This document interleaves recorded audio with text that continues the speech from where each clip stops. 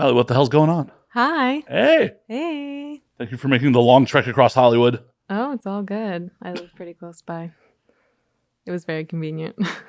You're one of the few. Everyone else is like, I came from clear across the fucking valley for this. I'm so glad that I do not live anywhere near there.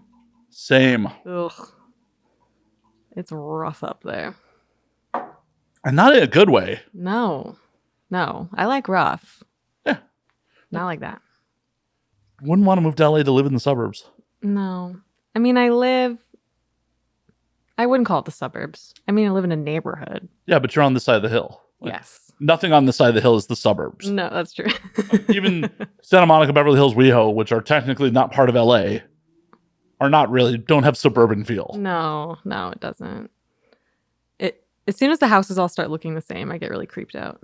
Well, it's just like, oh, nothing is walkable whatsoever. No. And it's so fucking hot. It's so hot up there. Might as well live in Vegas. Sometimes in the summer. I would avoid moving back to Vegas if I can. Yeah, I would. I would sooner live in the valley than I would live in Vegas.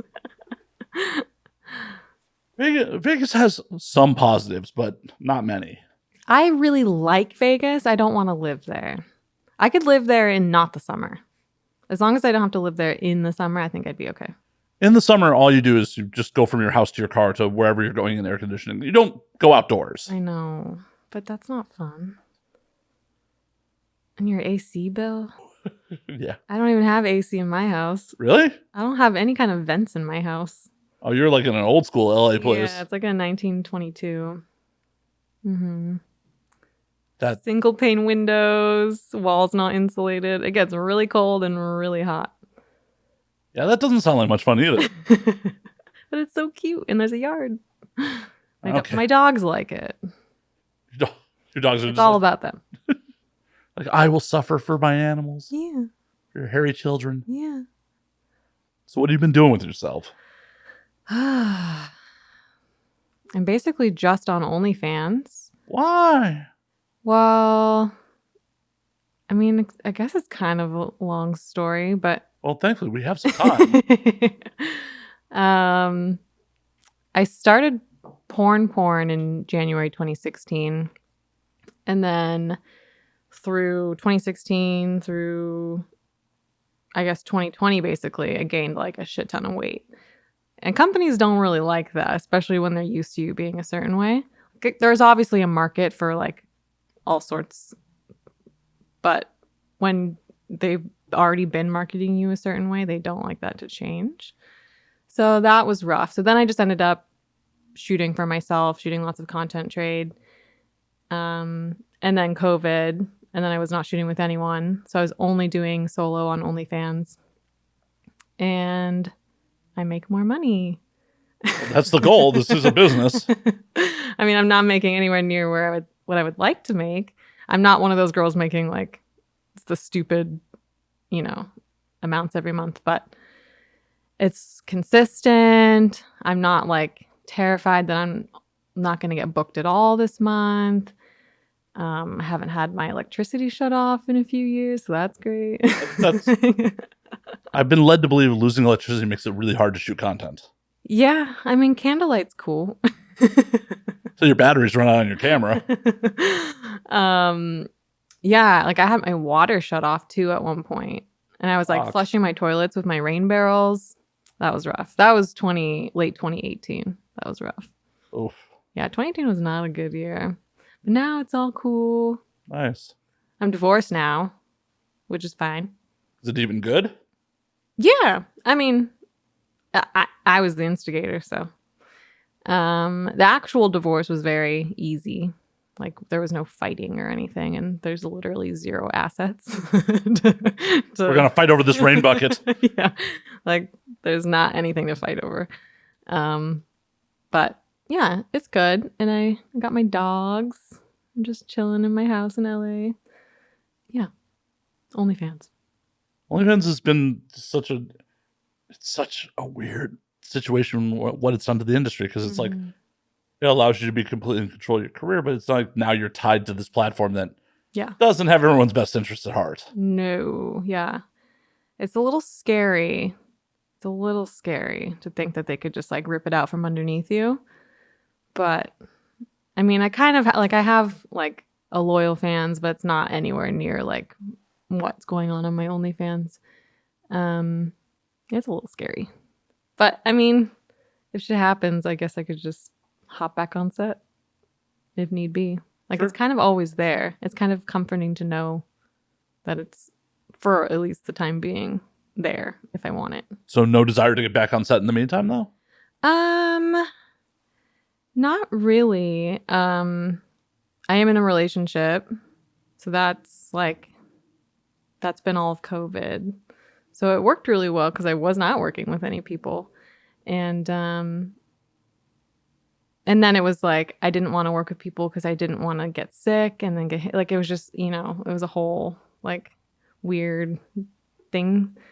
So I've shot with like some people post-COVID. Yeah, big air quotes. Big air quotes. Yeah. Since like people started working together again, I've shot with like a few people, but yeah, I mean, I'm not someone who is in porn like to get my rocks off. So I don't feel like a drive in that way. And I want to be a mom so bad. Not that I think I can't do both, but in my current situation, like kind of the solo and like I don't know if I would say I'm fading out, but like the possibility of fading out seems like a good choice. But then it's always there if things change. Sure, very true. If you were to get pregnant, does OnlyFans allow for pregnancy content? Would you even do it? I actually don't know. They're so picky. I know, that's why. I have subscribed to someone pregnant on there before because I think that's hot. I really want to be pregnant and have sex, but not necessarily with, like, I don't have a fantasy of getting fucked by like random people when I'm pregnant. Like, I'm like grossly like monogamous as like a porno person could be, but There's nothing wrong with that. no, there's nothing wrong with it. I don't know if they allow it. I don't know. See if I can Google it. And like I don't even know, like I haven't even had the conversation with my partner about that. Like if he like, cuz it's not just my choice. Right. But yeah, I don't know. Like why can't you peg someone and why can't you you have to keep your thumb out or something? Like what is that? I don't know. Heaven forbid a thumb. I know. Heaven forbid. Good Lord. I forgot I had a drink here. Oh, jacket's coming off. Oh no. Oh yeah. I'm trying to see. Well, there's an article from July 26, 22 on the New York Post saying, I'm selling my pregnancy pics on OnlyFans. A Danish blogger is making a fortune selling her baby bump on OnlyFans. So I know I've had videos deleted where I was using like, I had an Easter video where I was using a carrot in my butt and that got deleted because that's not allowed. And then I had another video deleted where I was using like objects from my kitchen, like in my pussy. Not allowed. Like a turkey baster or like I don't even remember what else there was. But like what? So arbitrary. Like why? Like I get like, no like blood or like killing or I guess poop. But even then. But I don't know if it's simulated blood. Like if it's simulated blood, yeah. Like, but how can you like prove? Send someone from OnlyFans to the BTS like, this is the fake blood we're using. Yeah. Well, because like if you were making a mainstream horror movie and there's no penetration on screen, but you had a sex scene in it, that's fine to show in a regular theater. Yeah. Yeah, Visa and MasterCard don't care about that. I know. So fucking dumb. Well, as of September 4th, 2022, there's an article on Medium that says, yes, everything about the pregnancy fetish is legal and platforms like OnlyFans ensure that the creator is not below 18 or a minor mom. Okay, well, yeah. So in theory, assuming your partner's down with it. Can make a killing off of that. Oh, I'm sure. I remember Carla Cush did like maybe like a small handful of scenes for companies when she was pregnant. I'm like, that's hot. You go. I'm not here to kink shame anyone, but I don't get it. You don't get it? Yeah, no. As someone who never wants to get anyone pregnant ever, ever. You don't want kids? I had a vasectomy last year. Oh, hell yeah. Filmed it for my YouTube and everything. Really? Yep. That's good content. Yeah. How was the recovery? Like 2 weeks of discomfort. That's about it. Did you put like peas on your balls? Didn't need to. Yeah. Like had some special underwear that kind of kept the boys tight to my body, and Like the one with little pockets in it? like, well, it was like just a little sling and that went under my underwear. Like a little loincloth? Yeah. Like Just jock to keep- strap? It's like it was like kind of like a jock strap, like it hooked around my waist and then just hooked under my balls to keep them from bouncing around. Because honestly, that's only when they hurt is when they moved. Like I take them out of the sling, shower and stuff. Like, ow! How big? Like did they cut them and then they Like tiny. just like the microscopic Yeah. little Like I don't even know what the scar is. Mm-hmm. They just felt like bruised, like really like Yeah. they were like punched a bunch or something. Yeah. Yeah. And like during the procedure, go to my YouTube if you want to see it. It's from the waist up. You don't see my like I've been in this industry for over a decade and managed to keep my dick off film. I'm not going to start there. You just get the Reality Kings like reaction shots. Pretty much. Well, because I'm conscious for the whole thing. So like I'm just mugging to the camera and talking. But the worst of it was like when you got to my right testicle, like it felt a tightness in my stomach like I'd been kicked in the nuts. Like, and I'm like, and he's like, oh, once I told him I was feeling it, he just numbed me up some more and I was fine. What kind of pain management did they use? Like, did they inject you with something? They gave me a local anesthetic and gave me as much nitrous oxide as I could take as I wanted to self-serve. They like, just suck into the tube as much as you want. And like, I even captioned it during the video. I'm like, am I doing pain management here or am I just trying to get high? I wish they would give those options for, what the fuck is it? Like a colposcopy? What is, I don't even know what that is. So like women with uteruses get pap smears and sometimes, which also aren't like very comfortable. And sometimes they come back abnormal. So like the cells that they've like swabbed off your cervix are abnormal and you have to go back and basically they fucking hole punch a chunk of your cervix out with no sort of pain management going on. You'd think nitrous at least there. I know. Like, and they don't tell you that's what they like. I think there was this like belief in the medical community years ago that like there's not nerve endings in the cervix or something. They literally take a hunk out of your cervix. It is so painful. I've had it done once. I'm pretty sure there are nerve endings in the cervix. I have some friends that are like swear by like I want someone to bruise my cervix. Like that's what they swear by. I don't because it fucking hurts. Right. Once I again, don't like long dick. not here to kink shame anyone, but like I have some friends that are size queens that are all about like, no, I want my cervix bruised. If I'm walking right when I come out of there, it wasn't a good time. Like, you do you, girl. Like I don't have a dick that big, so I guess we are never getting together. I feel like, I mean, I've definitely felt bruised before, but I feel like more so when it's too long or too deep. I feel so bloated after. Like I don't know why. I don't. It's almost like they were hitting it and then it like got swollen or something. Does that make sense? I don't know. And then I'm just like, oh my god. I'm not a doctor. I don't know. Like I didn't even know what the procedure you were talking about before. It's crazy. Yeah, no pain management. Yeah, give us some nitrous. Right? Or like actually explain what's going on. Or like when they put an IUD in, they literally like they put this thing in you and they like stab you in the cervix to like stabilize it so they can insert the like little pokey things go like come on something. So I just got a vision of a little sci-fi robot like just crawling up, just crawling in there. I'm like imagining what is like on Spy Kids. He has that little bug robot, Ralphie or something. Did you watch Spy Kids? It's been years. I grew up on Spy Kids. I was kind of thinking like the spiders from Minority Report when they hold his eyes open. That. You haven't seen that? I was like, wait, is that Paul Blart? No. Nope. Spielberg, Tom Cruise. Oh, I won't watch anything with Tom Cruise. so anti-Scientologist. Mm-hmm. They're within It's earshot. creepy. They're within earshot. I mean, we may want. Fine.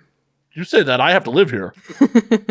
When they come kicking in my door because they of can you, listen to this. They know you're on their side. I'm not on their side. Whoa. Just because I'll go watch fucking Top Gun doesn't mean I'm on their side. Did you watch Top Gun? I did. Yeah. What did you think? It was a cinematic masterpiece? No. I think it hit all the nostalgia buttons that it needed to hit. Yeah. I never saw the other one, two? One. One? Just There's the just one. one? And now the new one? Oh, okay. Yeah, but it's one of those things where, like, whenever you have a sequel that's fucking 30, 40 years later, it's like, oh, this is a horrible cash grab. And most of them are just horrible movies. This at least was like, okay, they're hitting the right nostalgia notes to make it entertaining, but they told a different enough story from the first one to make it, compelling as a film. Versus like Coming to America 2, which was just horrible. I didn't see that one either. Save your time. Don't bother. It's like, I want to support Eddie Murphy doing funny things. I do. I really do. But that wasn't it. Funny. That wasn't it. It's like all the same beats. Like, especially in comedy, you can't tell the same. That's why most comedy sequels don't work. Except Shrek. Well, yeah, I guess Shrek is a comedy, but they vary it up from sequel to sequel enough. Yeah. The second movie, I think, is better than the first. Yeah, I mean, They're both excellent. They hit their beat with it. Like, they got it there, but it's, and I feel like animated comedies are a little different than live action ones. That's true. There's just more you can do with the medium to play around with it. Like, so many live action, like The Hangover. Like, The Hangover 2 is just The Hangover 1, but in Bangkok. And they ramped up the craziness a little bit. And then they lost everyone with The Hangover 3 when they were like, oh, we don't want to do a derivative movie. And then it's a completely different movie. I think they got away with the sequel because of the audience. That's all they want. They wanted the same experience again, just like slightly different, which is fair. Yeah. I mean, this is why McDonald's stays in business. Yeah. No one's going to McDonald's because, oh my God, it's amazing food. They're like, no, I know exactly what I'm getting. It's very consistent. Yeah. Although, I'm Canadian, so when I go home, I get poutine from McDonald's, and I think they should have poutine here. I agree, but judging by the fact that Smokes didn't make it here for very long. What's Smokes? Oh, well, I swear that it was a Canadian poutine chain that opened in Hollywood. Founded in 2008 in Toronto, Canada. Had a location over at like Cahuenga and Selma for a little while. And that's a shame. I mean, I had ordered there fairly regularly, but obviously they didn't make it. I mean, they closed down pre-pandemic. Maybe it's time to try again. I agree. Maybe I should open one. Is your post-porn plan just teach your children how to make poutine? I'll poutine babies. Right. Put them to work. Well, that's the point of having children, isn't it? Free slave labor? Yeah. Yeah. That's what my mother did with me. I think that's what most people's parents did. Unless you're fabulously wealthy and then like the help takes care of the kids. And yeah. Judging by the majority of the rich kids I've met in Hollywood, it's not a good way to raise children. No. They're almost all bad people. Yeah. They don't get loved. No one loves them. Well, they also have never been told fucking no. Yeah. And that's not I think good. That's the second problem. But yes. You combine the two. Yeah. I mean, that's part of the reason I don't want children is because like I don't know what values I'd instill in them. Because the values that were instilled in me don't necessarily work correctly in the modern world. Do you have siblings? I have one. Older, younger? Older, and I have a niece, and I'm trying to be cool to her. So when someone has to make life decisions about like where to float my body, she hopefully puts me in a halfway decent home and puts me on a decent body of water. You want a Viking funeral? Why not? I'll be dead. Might as well do something like fucking crazy and have a spectacle. I think that's great. I fully support you. I think I want to be a tree. Just like those compostable. Well, they have like the compostable coffins, and then they have ones where they like put you into like a pod. Yeah, it's a tree pod thing. Now the question is, where do you get planted? Yeah, I don't know. It's like you think that you're going to stay somewhere and then you don't. And then you leave your mom there. And then someone chops your mom down. Right? Some logger. makes printer paper out of her. That's the most depressing ending ever. It's like they make printer paper out of your mom and there's a print jam. It's not even like a piece of art that's printed on her. It's just like the network code of the printer like printed on mom. Like that's sad. Especially if you believe like that your soul remains and goes into that tree or something like, oh ma. Yeah, I wonder if then like I feel like that's gonna be more common in the coming decades to be planted in that kind of way. So I think graveyards are filling up. So eventually there's going to be other graveyards and maybe there'll be more like parks with like little plaques and that'd be nice. Well, it's also the funeral industry is such a fucking ripoff. Yeah. Are you familiar with any of that stuff or? It's extremely expensive. Yeah. And they try to upsell you like they're your car salesman. Mm-hmm.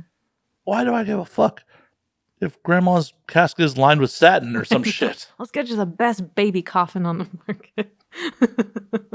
Right? We'll make it look like Candyland inside. Fucking Kiss famously has a Kiss coffin. Oh.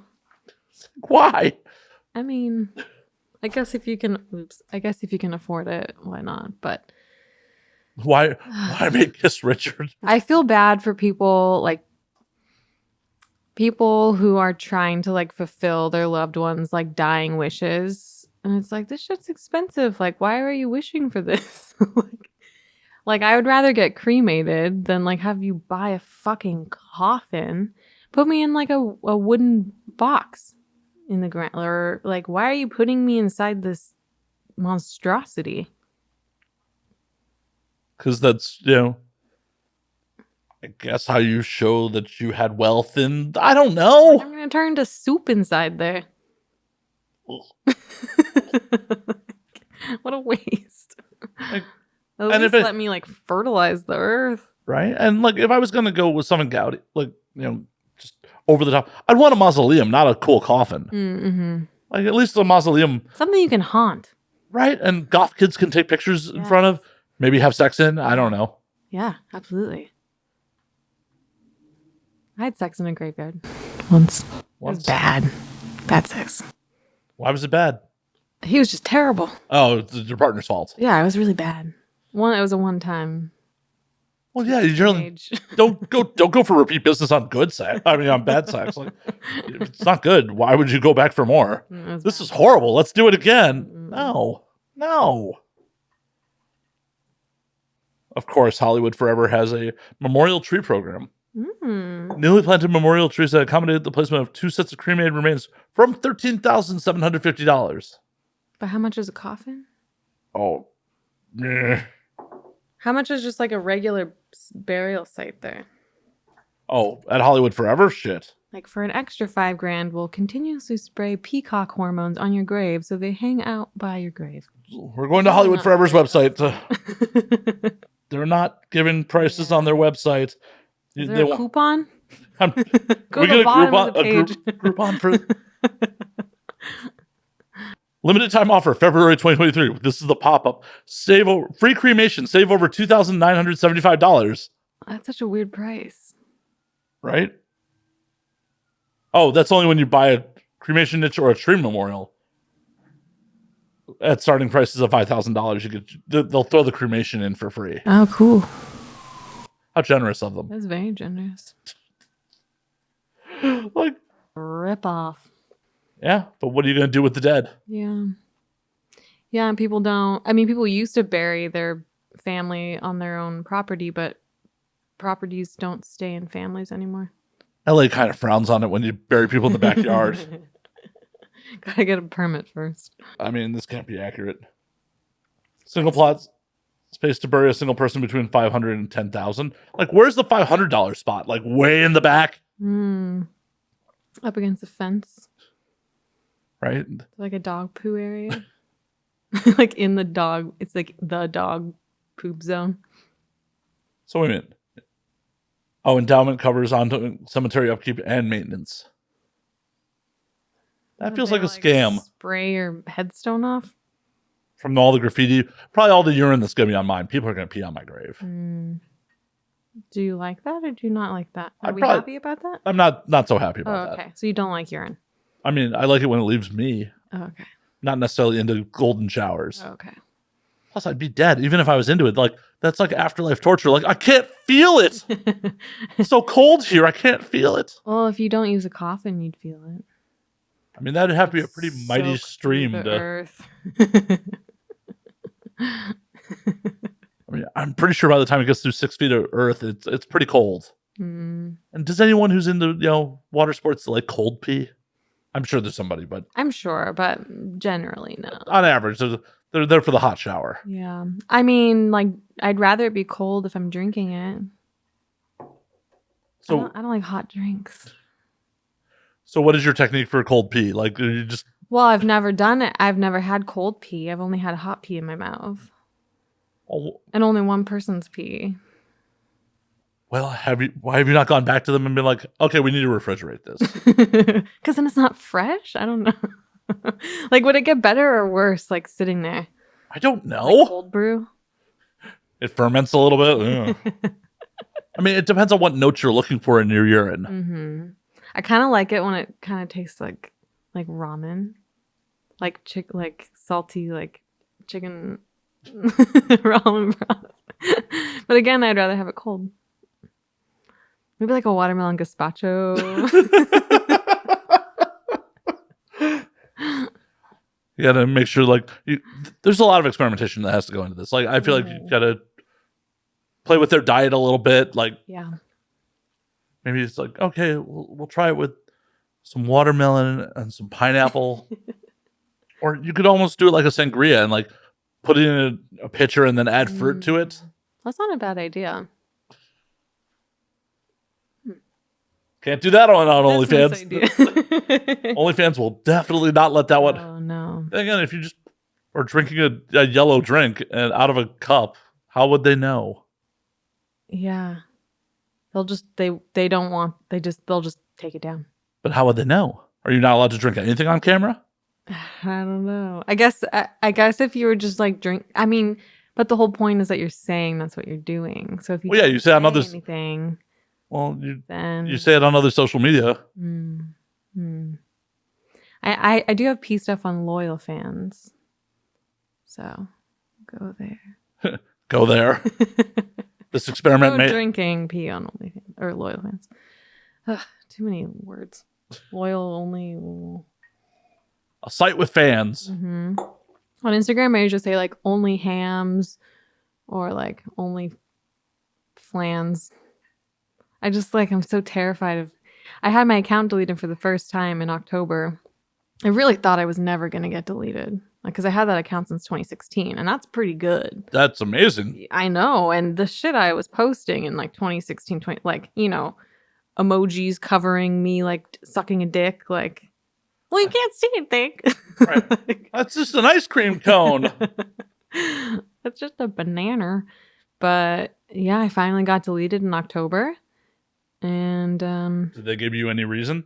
Solicitation. I guess just from OnlyFans advertising.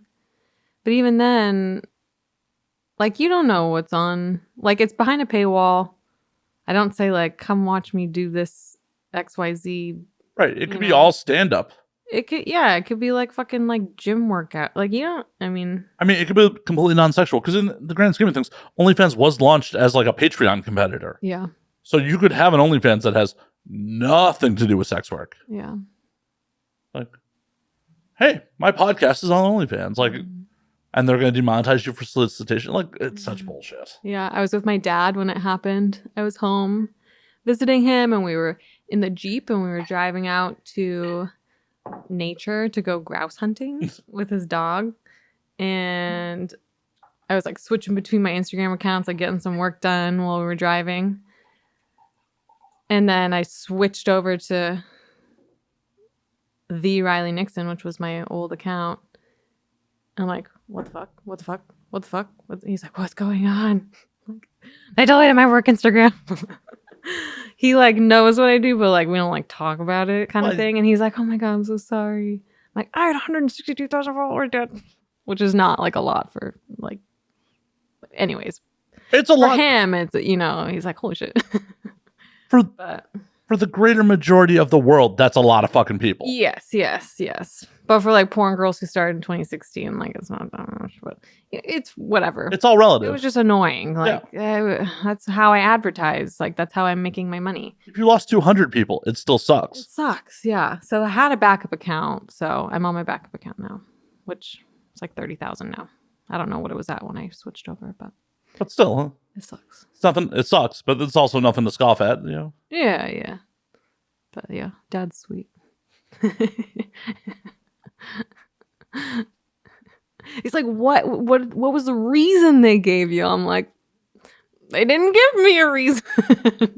They don't have to.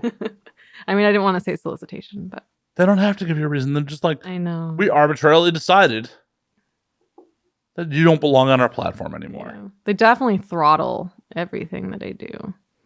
And people think on this account too, but especially on my old account, like I used to go live, like during COVID, I was going live for like hours a day.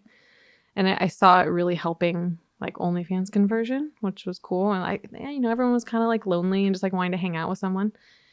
But I wouldn't be getting more than like 40 people in my live. And that was just very normal. And people were like, you buy your followers. And like I really don't.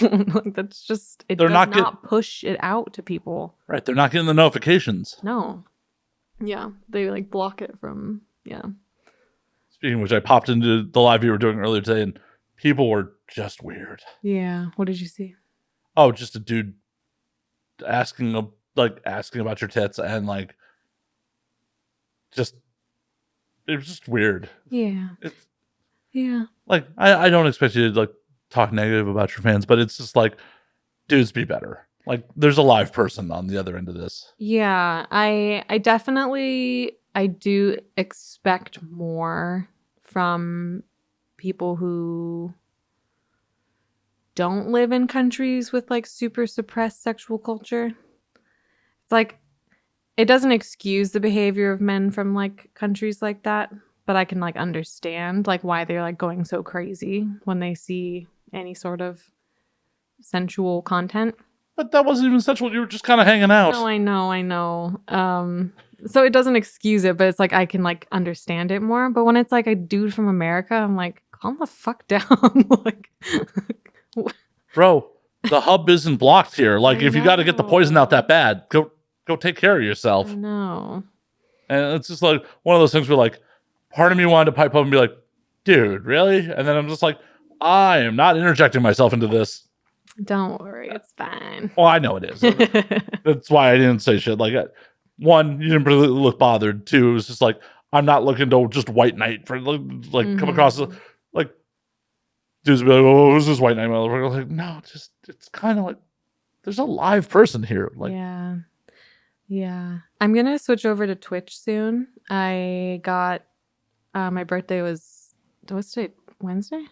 yes, So Monday, a week ago Monday was my birthday, and I got someone bought me a Nintendo Switch. nice. I'm very excited about, and they got me a game capture card. So I have it all set up because I have a Mac, so it's kind of complicated to figure it out. But I figured it out, and I got that all set up. So I'm gonna play Disney Dreamlight Valley. Nice. If you have any questions about it, I was Twitch streaming like the whole pandemic. So. Oh really? Yeah. Okay, cool. Yeah, I don't know very much about it. It's gonna be like a learning experience, but like I'm not a gamer.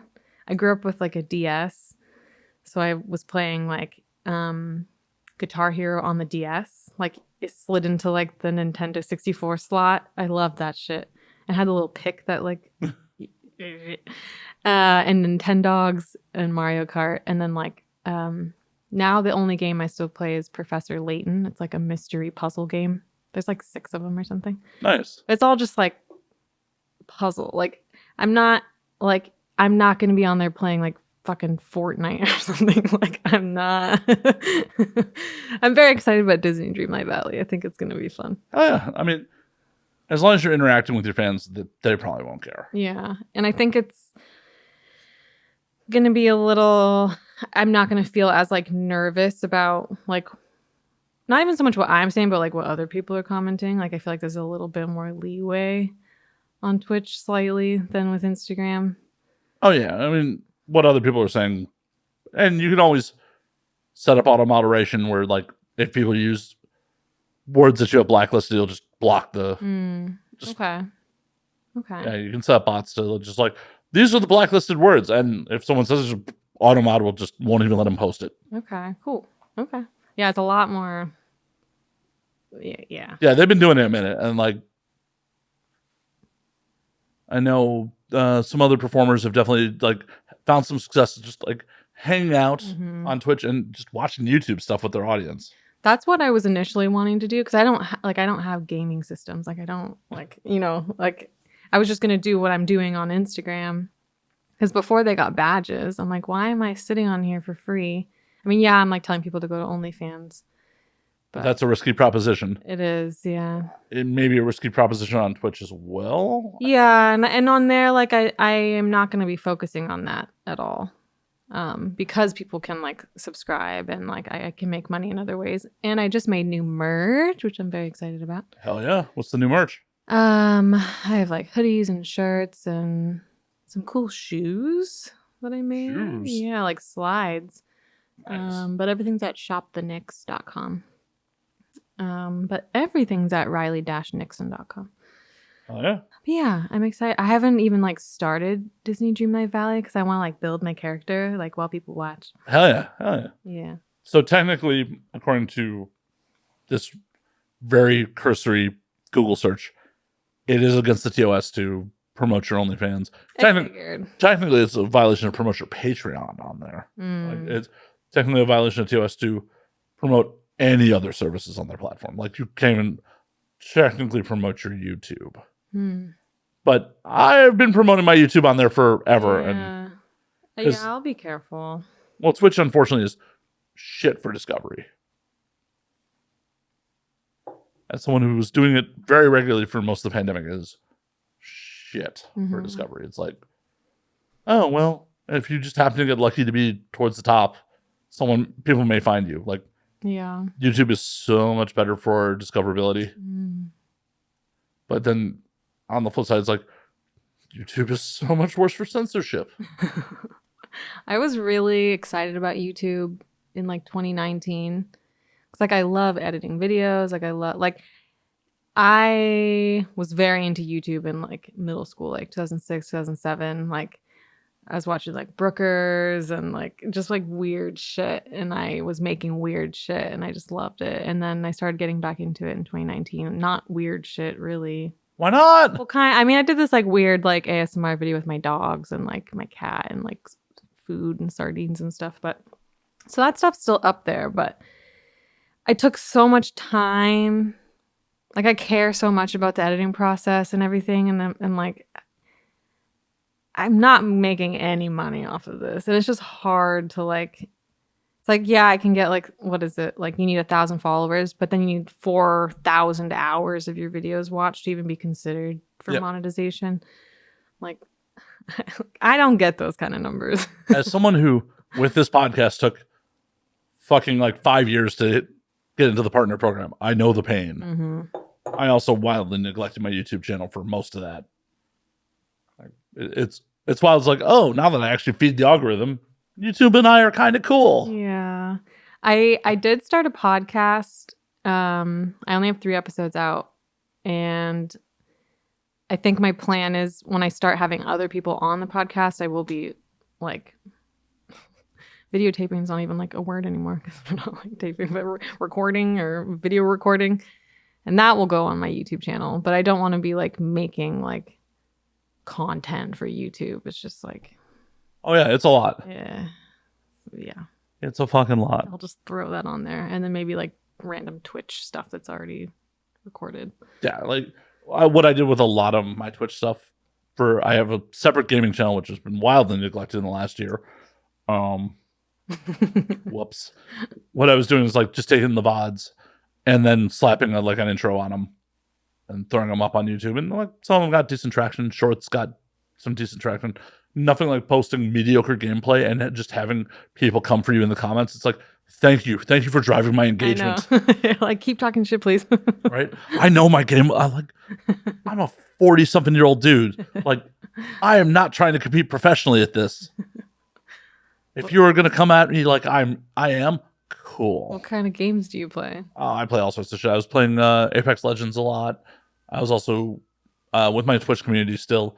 We do Thursday night games, and like a lot of times we're doing social deduction games. Like we picked up a clone of Among Us called Goose Goose Duck over a year back, which is can be fun, but we need to interject new people into it because unfortunately when you're playing with the same 10 people, like it's like playing poker with the same 10 people, like you get to know what everyone you know people's tells and and everyone just automatically assumes I'm guilty at all times. Like, you did this murder. I'm like, I did not do this murder. I never played Among Us, or like when everyone started playing it. Was everyone just playing it like on the computer? Like, was this like during COVID? When yeah, it got really big during COVID. With their family, like that are like apart. Yeah. I'm like, what is this? Like, who are these little people? It's fun. It's a fun game. Like, and we were doing it from like mid 2020, like, and we still will occasionally fire it up on Thursdays, but we've been trying to find other things. But we had a core group, like 10 to 12 people playing every Thursday, and it's fun. But it got old when like we didn't get new bodies in, and like we had some inside jokes that were a little toxic to new players. Like we had to, a bunch of times. Like, are you familiar how the game plays at all? Someone is it. Someone is it, but like you have meetings and then you decide like who's it, and you throw them out. Oh. And if you're right, you win. If you're wrong, the game continues. Okay. For a while, we were throwing, anytime someone new played with us, like their first round, we'd throw them out. Like we'd just come in and be like, welcome aboard, and throw them out. And like, we all thought it was funny, but a couple people were like, did not come back after that. It's like, we're being dicks. Bullying. You're hazing them. Yeah, it's a little bit of hazing, but like a little dickish. I'm glad that there's not, well, at least in my experience, there's not really hazing in porn. No. Like, it's not like a sorority. It is like middle school sometimes. Oh, yeah. But there's no hazing. I think there's too much liability. Yeah, there's way too much. Could you imagine going on a set and like someone playing pranks on you? Like, you do that to the wrong performer, you're getting sued. That was bad. It'd be horrible. It's as wild as it is, and like as middle school as this industry is at times, it's also very professional at times too. Yeah, people don't get how like it's so. I mean, it's not like an office setting, obviously, but like especially sets where there's like a whole crew, and it's so like we're just doing our job. Like we can have fun and we can joke around, but it's like serious and we want to go home. Yeah. Like, as I've said to my audience on a lot of occasions, every porn crew just wants to go home. Yes. And then they're just waiting for the guy like beating his dick in the corner. Like, come on. Or waiting for someone to get out of hair and makeup, or like, just get done with the goddamn pretty girls. Can we go? Like the companies that still require fucking sex stills. It's like, come on. I don't mind the sex stills. I mind the soft core. And I don't know if I've ever, maybe like my first softcore scene I did, but like every other softcore scene I did after that, like, you're not putting it in me. We're just going to pretend. I'm done down there. Like, they don't know the difference. Just noodle flop behind me. Right? Yeah. I don't get softcore. I don't get it. Well, I get it when they were selling it to like Cinemax and like selling it to like cable companies. I get it for that. But like in the modern era, is anyone buying those anymore? I didn't think so. I mean, unless they're selling to like countries where like they don't allow penetration. Or like if they do have penetrative scenes, like it's blurred, but if it's not penetrative, it's not, or if it's softcore, it's not blurred. I don't know. Even the blurred, I'm like, what's the point? So I actually have some insight on that because that was part of my discussion with one of my interviewees in Japan. Japan pretty much goes one of two ways. sorry for the audience that has heard me discuss this multiple times since I've been back, but Japan, either this is how we've always done it, or this has never been done before. And it's kind of, this is how we've always done it. And I met a comedian who dub or does the subtitles for Japanese porn. And he's like, it came about because when pornography was still illegal in America, but legal in Japan, the Americans pressured the Japanese to censor. That's what he told me. Huh. And then that's just how they've always done it. I just get... It's not a legal thing there? Oh, it's legal. I mean, like it's a crime if it's not blurred. Yeah. Okay. Yeah. But they've never addressed the law. So odd. And American porn sites are not IP blocked in Japan. Like, I definitely got on Pornhub while I was in Tokyo. Wow, that's so weird. I've shot for one. Is it all the same? Like, if I shop for one Japanese company, isn't it like all owned by like the Yakuza? I mean, a fair amount of it. Yeah, I shot for some. I don't even know what it was. It's probably blurred. I've never even watched it. Can you find it? Maybe. It was bizarre. We How played so? like a weird game.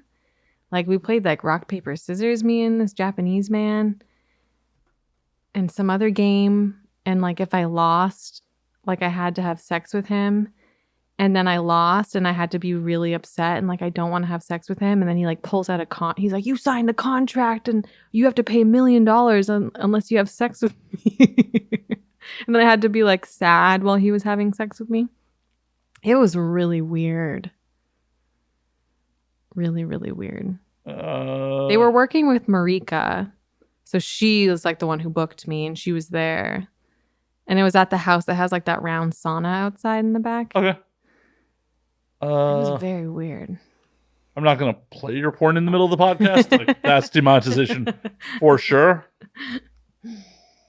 No, that is definitely a solo scene. I'm on a site called One Japanese, but that is definitely... I don't know. Like, unfortunately, there's a lot of hits for trying to find... I know. I mean, fortunately / unfortunately. I Like, wonder. like, were my genitals blurred or not? I need to know. But it's just like, okay. Oh my God, this is it. You found it? Yeah. Are your genitals blurred? Yeah. They can't see my phone. No. And I edit this anyway. So like, even like, please, thank you for not making me have to mask something out. But yeah, I would. Okay. I try to be mindful. It's okay. Plenty of people have gotten topless on the show. It's just like, okay, there's post work. Okay. Well, nudity is allowed on Patreon, so like the Patreon version Yeah. gets nudity, but the YouTube version does not. I definitely have had a couple guests where it's just like, I'm thrilled that your tits are out. Can you please put them away? Because like, this is a lot of post work for me. You can't blur it. I can, but you edit. You know how, like, Yeah, I know. It's annoying. having the motion track. I think I have a virus now. My phone won't go back. Just close it all out. You know how much a pain in the ass it is to motion track something, especially for like 30 or 40 minutes. I would love to give the patrons on Patreon, like, you know, whatever they want. So a lot of times it's just like, hey, the episode's been cut short. Go to Patreon if you want the whole one. Have you ever had a nose piercing? No. I have like a pimple right now. Well, it like hurts inside my nose. Like I used to I had a nose. Well, I had a nose ring that I had twice, and then I had a septum that I had twice. But sometimes you get like pimples like at the piercing site, and that's what it feels like, and it's really weird. It's like it feels like almost like I got my nose pierced. Weird. Kind of weird. I don't know why. But I keep poking all day. I've been like, but I think it's because I like bruises. So, like, Except on your cervix. kind of hurt, except my cervix. Yeah, I like external bruises generally. Good to know. Good to know. I want to you mentioned your podcast. So why only 3 episodes so far? Because I just started in January. Yeah, it's February. It's late February. I know. So I recorded my first episode last May with my little sister, and then I just did nothing about it. And then I recorded 2 solos last month. So I have 3 episodes out. And my 2 solo episodes just happened to be when it was raining and I did it in my car. So it's like ASMR, like rainfall. The second one's like a little intense, I think, the rainfall sounds. But yeah, I need to get on that. You do? I know. It's called From Manitoba with Love. Aw. That's where I'm from.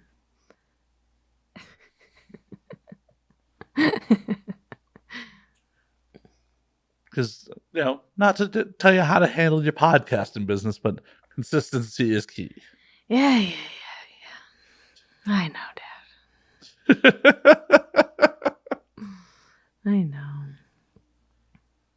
It's gonna happen. Uh-huh. Hey, just getting 3 out was like... Well, that's still an accomplishment. Believe me.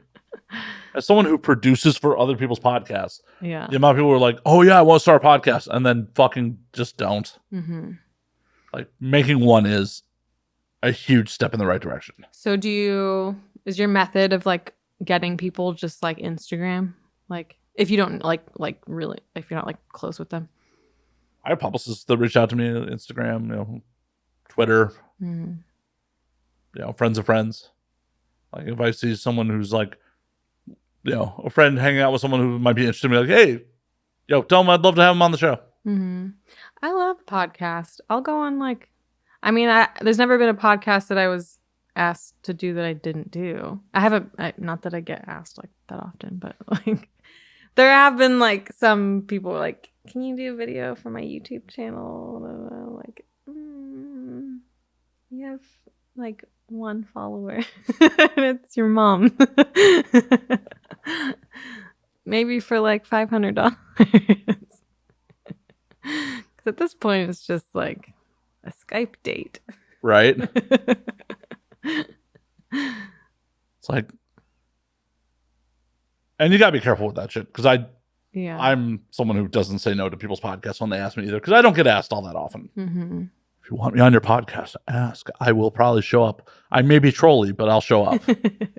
I agreed to do this dude's podcast last summer, and I did 0 research till like the day beforehand.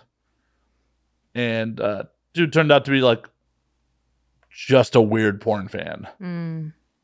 So I made it pretty weird. Did he want to like blow you or something? No, but he did ask me about like specific scenes, like that I had nothing to do with. I don't know. Like, what does Angela White's pussy taste like? Like, how the fuck am I supposed to know? I have no clue. I mean, I know what her boobs feel like on my face, but that's about as far as it's gotten. Yeah, I don't even know that. I know she makes a mean Vegemite. I never had Vegemite. I'm direct. The only reason I've ever had Vegemite was because Angela White gave it to me. Was it good? Yeah, it's served with on toast with butter. Is it like vinegary? I don't really remember. Yeah, earthy, probably. A little bit. Yeah. It's like you want it to be Nutella, and it's not. It's definitely not Nutella. It's definitely not. But yeah, dude was asking me like just about like specific scene. Like, bro, I do not remember scenes I worked on. Like, let alone scenes with 2 performers I don't even know. Yeah. It was kind of odd, but I also decided to show up in a green screen suit and a mask. Green Man? Like, oh no. So I showed up as just a floating head. Oh, okay. I chroma keyed the rest of my body out. Just like, well, it was in with a neon mask that like had LED lights in it. So it's just a black mask with LED lights. Because you're supposed to be like anonymous or something? Oh, I just decided to be once I realized what I had signed up for, I decided to be trolly. Oh, okay. This was not a requirement. No. I actually completely blindsided him with it, like, because it was remote. And when we get to, before we get on air, I'm wearing my bathrobe over the suit. And they're like, we'll introduce you and you'll come out. I'm like, oh, cool. I have a curtain graphic that I can put over my camera, and then the curtains will open and it'll reveal me after you guys introduce me. They're like, that's perfect. So I close the curtain graphics. They can't see my camera. I throw the bathrobe off. I throw the mask on. And they're like, and we have Matt Slayer, the host of the Now We Drink podcast. The curtains open and I'm just a floating head. And they're just like, the fuck? Like, Oh yeah, man. I'm here to make it weird. What was your background? I changed it a couple times. And one time it was like Like a flying inferno. It was like clouds. You're like, I refuse to be taken seriously. Oh yeah. Well, and like I definitely made it uncomfortable for him at times because he's asking me about all these scenes, and I just point blank go, bro, you really want to know about my masturbation habits, don't you? Did you tell him? A little bit. What are they? I mean, they're pretty vanilla, actually. Yeah. Pretty. Do you use lotion? I do. Has that been like your whole life kind of thing? It was definitely dry back in the day. Like I didn't know any better. Like that's the problem with America. Like no one gives you good like masturbation education. Yeah. And then do you just any lotion's good, or do you have like a preferred lotion? I mean, I'm pretty cheap these days. It's pretty much like some CVS lotion will do the, and like occasionally I'll treat myself and use some lube. Like it's weird. Like for masturbation habits, like lotion's great. For actual intercourse, obviously, real lube. Yes. I feel like with masturbating, I mean, if I had a penis, I think I would probably always want to use lotion if I'm just doing like hand to dick. Right. Because then it's like moisturizing, and then your hands are moisturized. But with lube, then it's like some of it, I guess, some lubes will dry. I mean, I use water-based. Nicely. I use water-based for... But then you kind of have to like go rinse off. Well, probably have to rinse off anyways. Well, yeah, I guess. Yeah. Where do you are you coming into a little tissue? Oh no, I'm a rain bucket, obviously. I have my own rain bucket for it. Oh, okay. You just eventually I'm gonna flush my toilet with it. That sounds stinky. Well, rain buckets are kind of stinky. Does it collect mosquito eggs too? Oh, they're mutant mosquitoes. 3-eyed mosquitoes, like Simpsons fish. I think you're the first guest in the history of the show to ask me about my masturbation habits. Oh, I mean, you brought it up first. Sort of. Yeah. Yeah. I don't use my hands. Well, I feel like the technology for female genitalia's toys are far above and beyond ours. Yeah. I mean, mostly I would just use a vibrator. Or, I mean, like, humping is great. Humping is real great. That's probably like... Like, what are you humping? I don't often do that anymore. But, like... Why? I do, but, like, I don't know. A vibrator's nice. Like, a wand vibrator is nice. But, like, then I'm like, well, I'm going to sleep on that pillow. Like, I don't feel like changing my pillowcase. Like, well, just buy an extra dirty pillow. Like, put it in the corner when you're done. Like, I'm done with you. You've been banished to the corner. Yeah, pillows are good to hump, but they have to be like pretty firm. I was just thinking that I was up from 4 to 6 this morning, and I was just thinking about how much I love my pillow. Not because I hump this pillow, but I just like... I'm kind of picky about sleeping pillows. It's a platonic love. It's not a romantic love with this pillow. Well, it's not a sexual love. It could be romantic. Does your partner know? Are you cheating on your partner with this pillow? No. Like I don't... My pillow... I like pillows that are feather pillows, but like the heavy ones. I don't like when they're like airy, like and your head just like sinks. I need my head to be like held.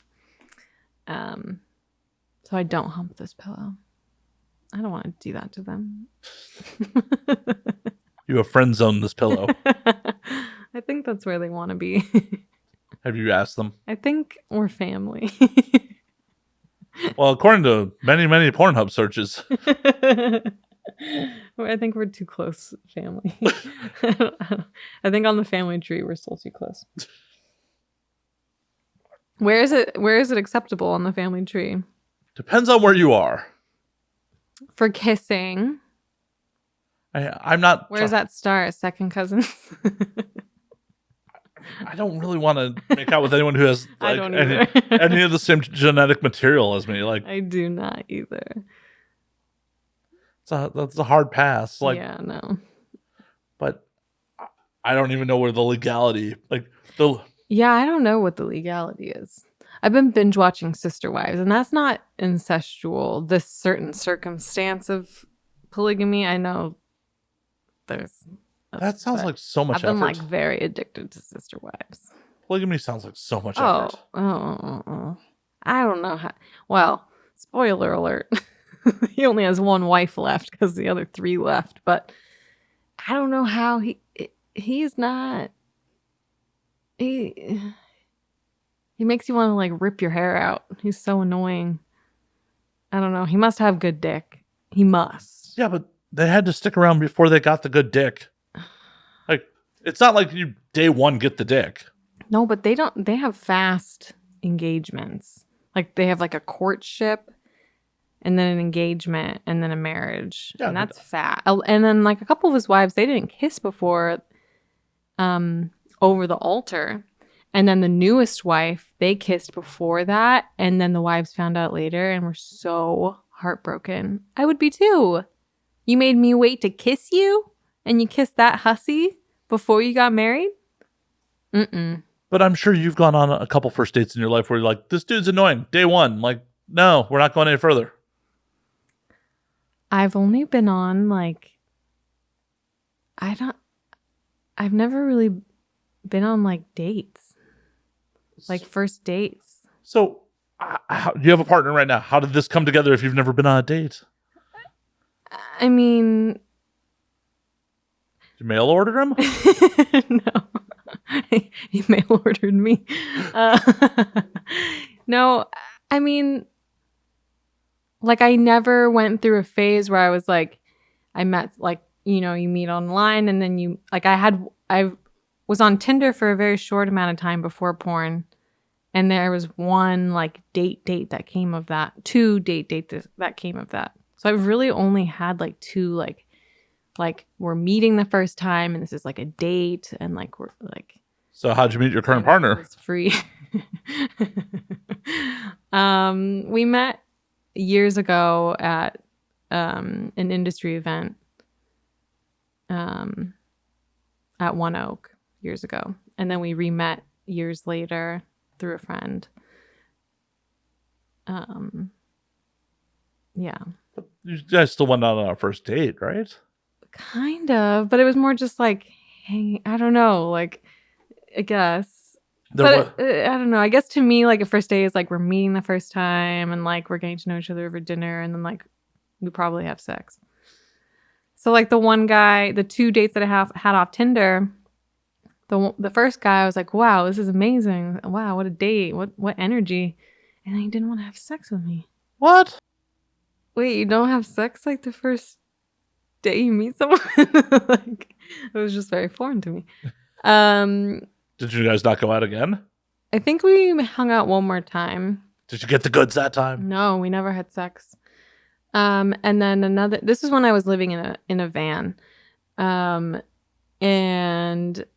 the other guy that I went on a date with, this was more of like I got back on Tinder because I was trying to find like a sugar situation because I was living in a van and I was on food stamps.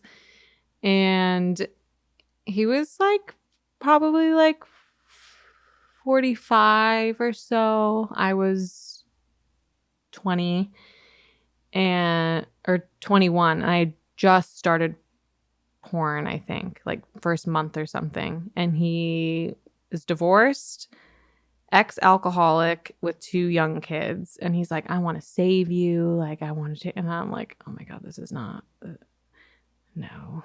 Like, I know I live in a van, but like, bro, you have children. I want like 2 stepkids and. Well, it's also like, save your children. Like, I know. But I got free PF Chang's. all in. Mm-hmm. So other than that, like I haven't really like dated. Sad. Yeah. My relationship's just like come together. Yeah, and like very close. Like, did you bang your current partner on the first time you like hung out in the? No, the very first time we met, no, because we were at like an event. Oh, like sex never happens at an industry event. No, but like at One Oak. There's bathrooms there. Yeah, I mean, he did watch me pee.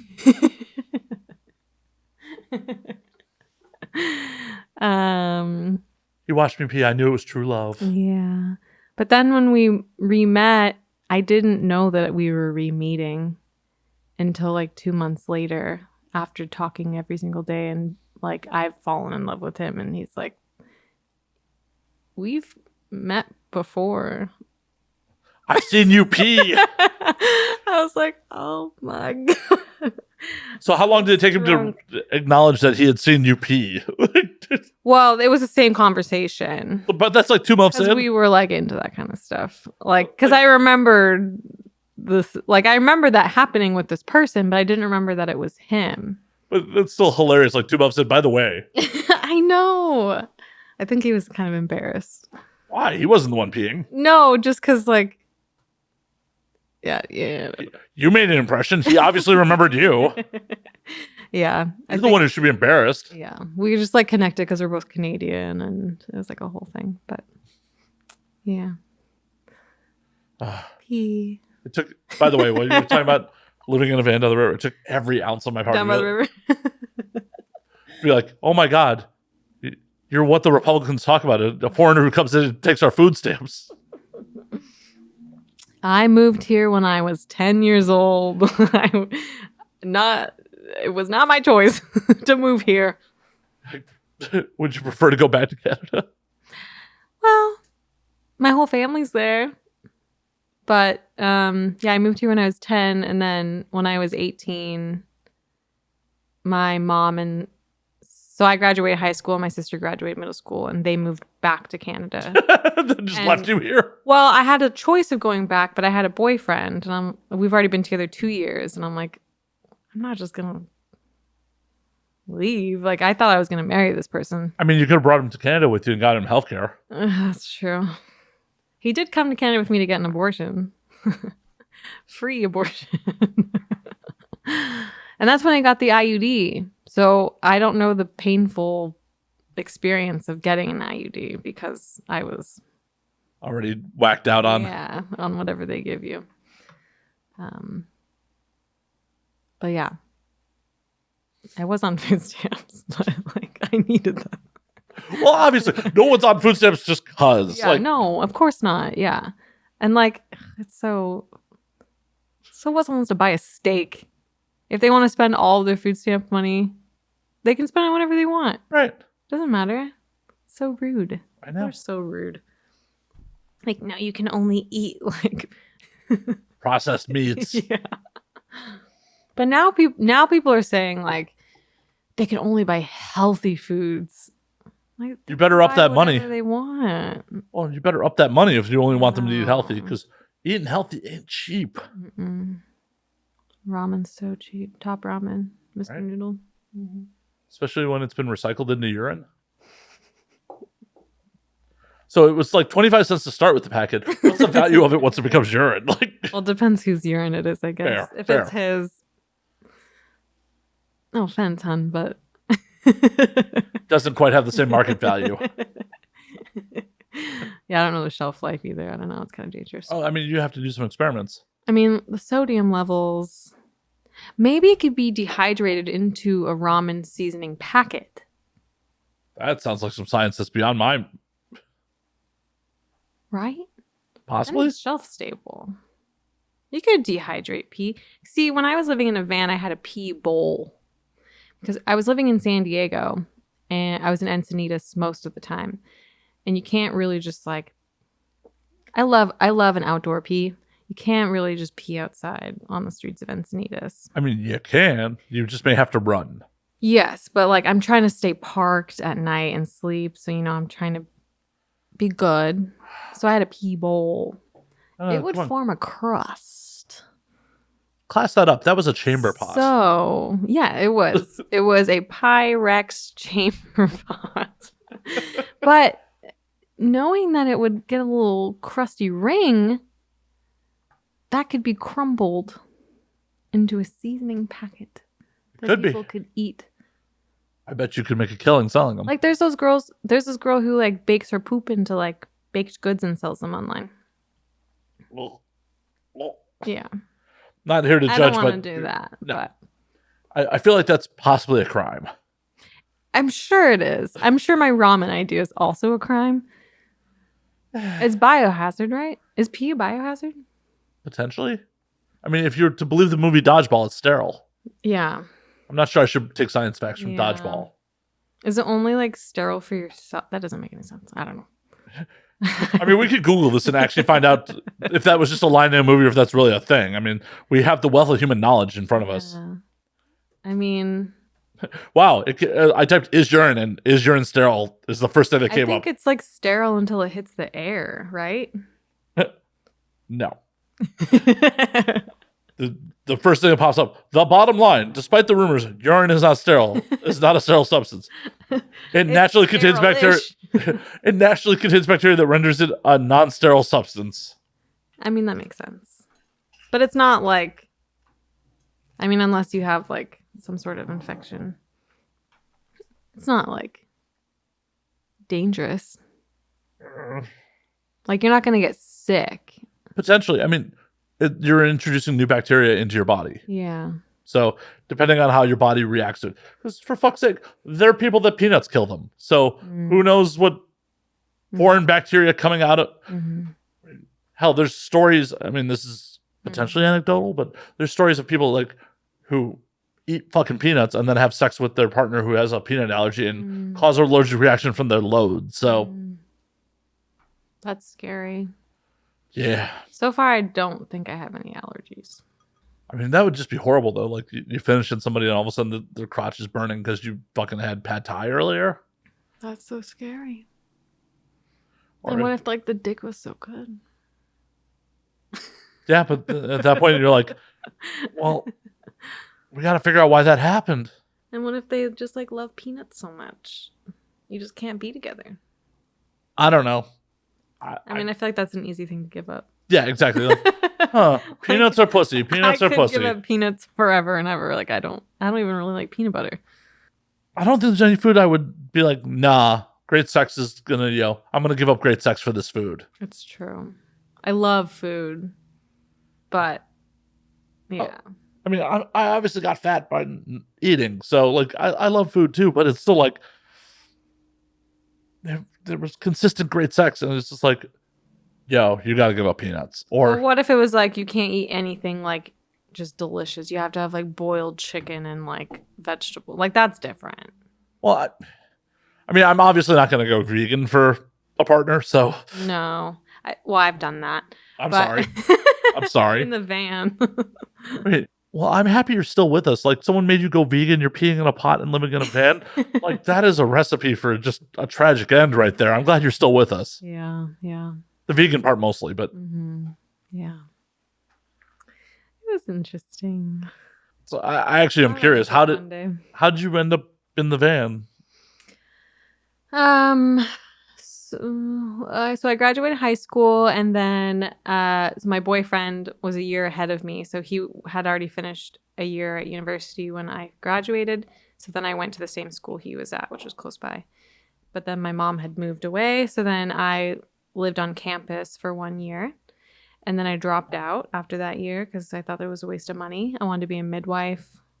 And like that has nothing to like like I don't need to. It was just a waste of money. I didn't want my mom paying for it. It was just like, it's fine. University often is. Like, I'm a big proponent of university is not for fucking everyone. No. The American, you have to go to college or you won't be successful. Like, I mean, you'll be guaranteed to be a semi-successful drone if you go to college. But if you are willing to be a little brave and take your own path, college may not necessarily be for you. Yeah. And like college is not the only education source. Like, correct. Like you can go to like coding school. You can go to like trade. Like there's just so many other options. So after I did 1 year of college and living on campus, I moved into my boyfriend's parents' house. And then eventually he wanted an open relationship. I was the only person he had ever had sex with. That was not the case for me. So I was like, sure. And I think I'm not really an open relationship person. I think my unconscious thinking was like, it's an out. I loved him, but like we were kids, and you know, it was kind of like a softer fade out. But I wasn't actually thinking that. But I think that's why I was okay with it. So then I started on Tinder, and then I met this guy who lived in a van, but he lived at someone's house, and it was a gorgeous house. And she was, she's the ex-wife of, oh my God, from the Eagles. I can't even think of his name. Like the band or the band, football team? Okay. The band, the Eagles. Don Henley? No. That's the only one I know. Wallace? Wallace? This is the first time I've never been able to think of his name. Anyways, when I moved in with him, well, okay, I have to get to that, but he was living at this woman's house in Encinitas, and she's the ex-wife of Joe Wallace. Joe Wallace?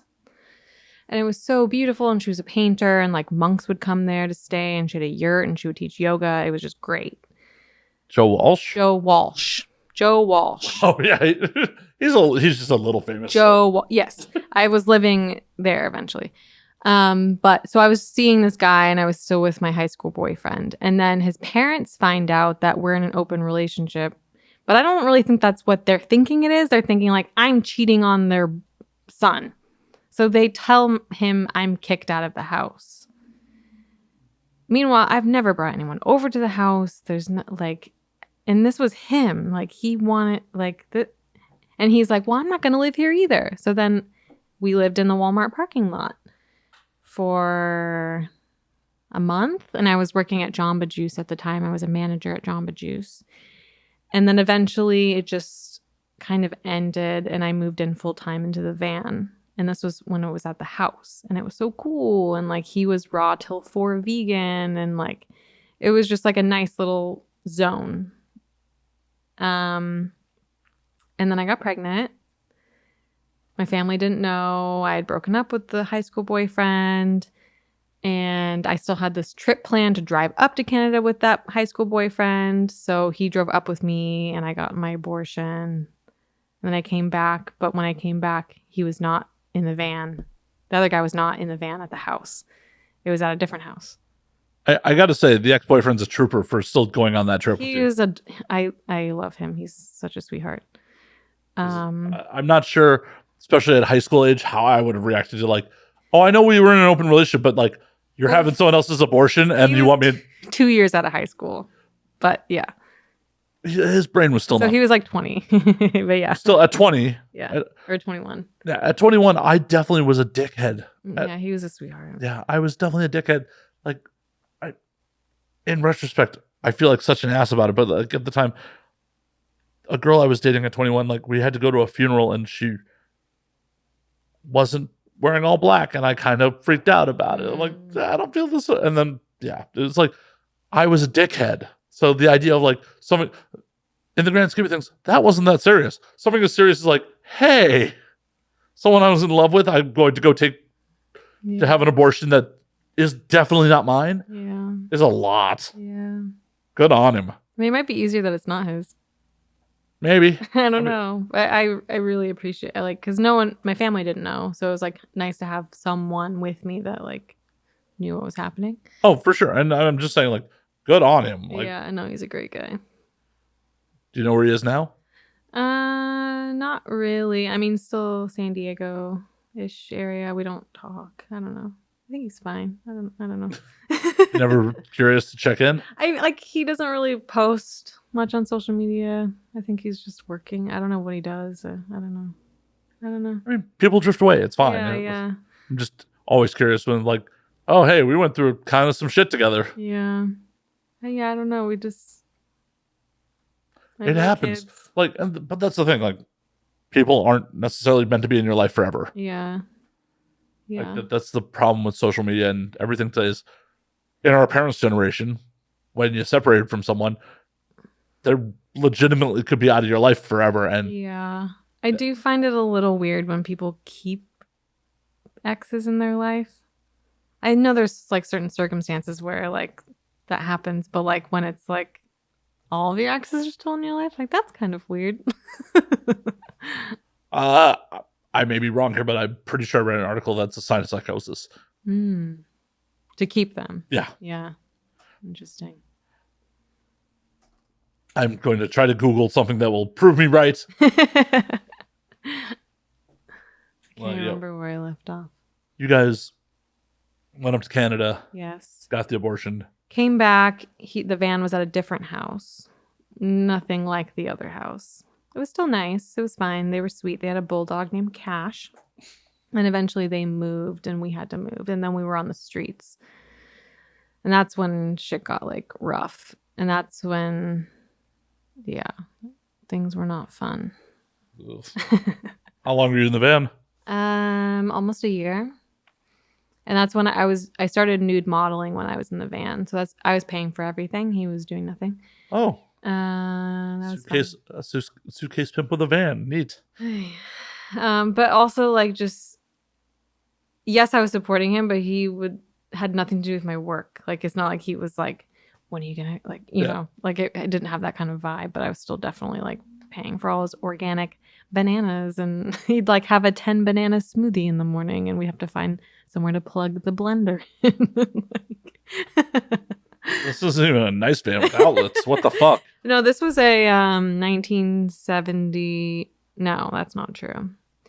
It was a Dodge Ram van. Oh. It was blue. And it had like a queen size bed in it. Cool. I made a video to like sell the van at one point, like a month before I moved to LA. And I made this like funny video. I was like, fancy keyless ignition, but it was actually like you needed pliers to like grab onto this little thing to like turn the car on. So are you certain he even owned the van? He didn't have keys to it. He owned the van. But the streets were hard. I had an Oldsmobile that I would like commute with, like if I had a shoot.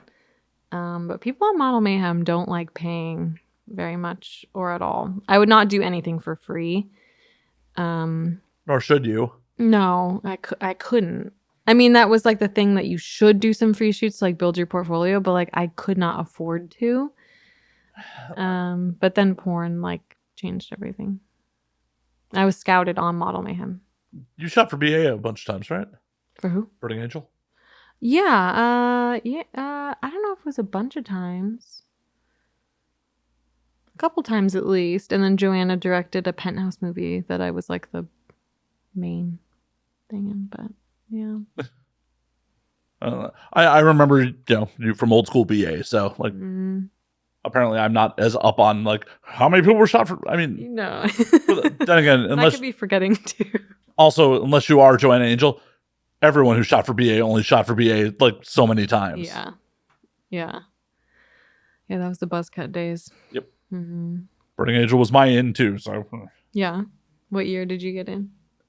2010, 2011. Okay. Yeah, like bad. Sorry to the audience that has heard this so many fucking times. I haven't. Exactly. When I was living in Chicago, like there were like 5-6 performers that worked for BA that all lived in Chicago, and they started doing a Burning Angel night like at the bar I used to go to. Oh, cool! Like for screenings or something. They would, or just like put like it was kind of playing in the background, and like, and it was just a bar I normally went to anyway, so it was like, oh, this is fun.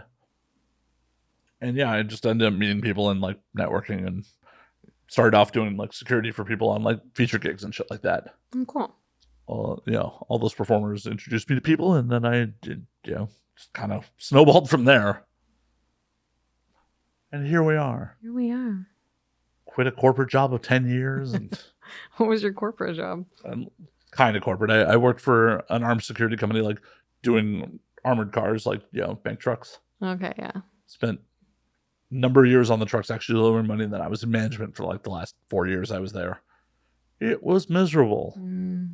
And especially because the last 4 years I was there, I was also on weekends, a lot of times like on the road with features and shit like that. Just like, I hate this job. Being a roadie with features is fun. Yeah. Sometimes that was Did that pay well? No. The gig or the feature? The feature. Feature work, not so much. But like more enjoyable. Yeah. Yeah. And at the end of the day, I'm a big film nerd, and I wanted to make movies. Like I got into this because like I wanted to make fucking movies. Like I wanted to make stuff. I never met anyone who did mainstream film. I met a bunch of people who did porn. So I went, oh, this is my opportunity to try to make stuff. What do you want to make? Oh, I have a lot of ideas of like, you know, porn stuff that I just never followed through on. Like I bought a bunch of domains over the years. Is there any like non-porn stuff you want to do? Oh yeah, like film wise. Oh yeah, no, I had a bunch of ideas for like mainstream film stuff. I at one point thought I could be a fucking writer. I have horrible ADHD. That means I cannot be a writer. Like